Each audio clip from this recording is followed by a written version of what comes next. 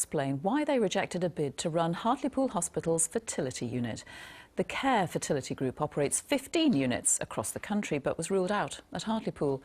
Licensed fertility treatment will now end in the town and patients will be forced to travel as far as Newcastle. Today, members of the local clinical commissioning group were summoned by councillors to explain themselves. Here's our news correspondent, Mark Denton.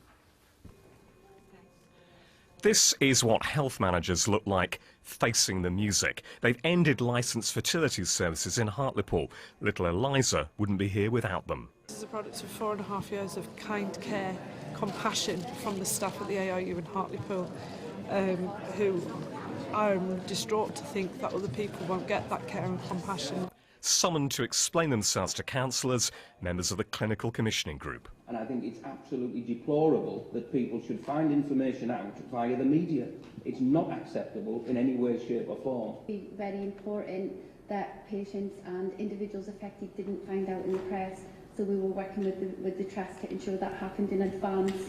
There has now been over a year of toing and froing over Hartlepool Hospital's fertility unit. In January last year, health managers announced it was closing because of staff recruitment problems. But in April, Hartlepool Council went to the High Court to stop that happening.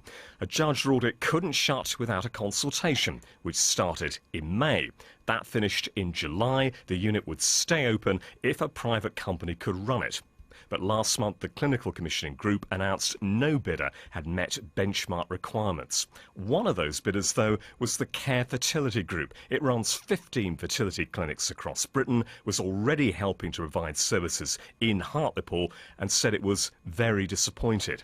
So would those health managers explain why they'd lost out? It turns out they wouldn't. We, as an organisation, will not be providing any information that's commercially sensitive to that bidder. Are you prepared to divulge the actual reasons in closed session? That's not part of the process that we're legally allowed to sort of do now, Chair. We would need to take some advice on. Which may have left Scarlett, who's 3, and another Hartlepool fertility baby unmoved. It made her dad angry. We've just been through IVF again, which we know they've had embryologists from Care, the company that's wanting to take over, that have been denied, and it's been effective. Obviously, if my wife's pregnant. The meeting was adjourned until a later date, with both the CCG and Council saying they'll take legal advice.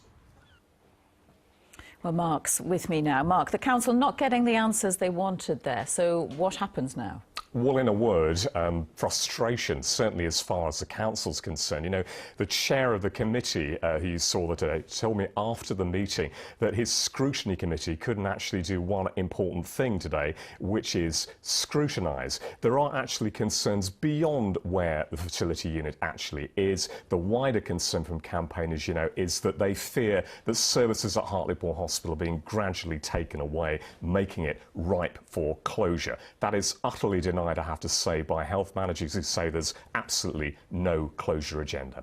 OK, Mark, thank you.